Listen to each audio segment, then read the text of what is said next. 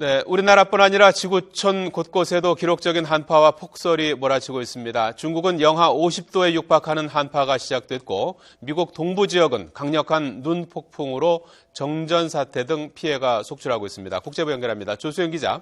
네, 국제부입니다. 먼저 중국으로 가보죠. 30년 만에 가장 강력한 한파가 찾아왔다고 하는데 실제 어느 정도입니까? 중국에 찾아온 동장군의 기세가 무척 매섭습니다. 중국 국토의 90% 이상이 한파를 겪고 있는데 오늘부터 사흘 동안이 고비입니다. 먼저 수도 베이징은 오늘 영하 16도까지 내려갈 것으로 예보됐고 동부 지역은 영하 25도까지 떨어집니다. 러시아와 국경을 접한 내몽고 어얼구나 지역은 어제 영하 49.1도를 기록했습니다. 우리에게는 상상하기도 어려운 날씨인데요. 끓인 물을 공중에 뿌리면은 곧바로 얼음 한 개로 변할 정도라고 합니다. 한겨울에도 영상 10도 안팎인 하이난다오 등 가장 남쪽 지방을 제외하고는 모든 지역이 영하로 떨어졌다고 합니다. 자, 조수영 기자, 중국의 피해 상황은 어떻습니까? 네, 이번 한파는 추위에 강풍 또 이 폭설까지 겹쳐서 패왕 한파로 불리는데요. 아직 큰 인명사고가 나지는 않았지만 곳곳에서 직간접적인 피해 사례들이 잇따르고 있습니다.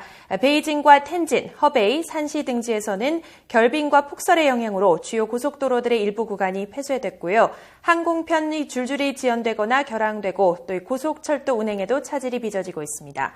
양쯔강 중부 지역 또 양쯔강 이남 지역에서는 하루 20에서 30cm의 폭설이 내리면서 식료품 사재기에 나서는 시민들도 늘고 있습니다. 이번 추위는 25일까지 이어지다가 점차 풀릴 것으로 예보됐습니다. 자, 조수영 기자, 이번엔 미국 소식 알아보죠. 초강력 눈폭풍이 수도 워싱턴 DC를 강타했는데 피해가 크다고요? 네, 그렇습니다. 수도 워싱턴과 시카고 등 동북부 지역 대도시를 중심으로 피해 상황이 속속 전해지고 있습니다. 먼저 시카고 오헤어 국제공항에서는 유나이티드 항공 소속 여객기가 착륙 도중 활주로를 벗어나면서 눈 덮인 녹지대로 미끄러지는 사고가 났습니다.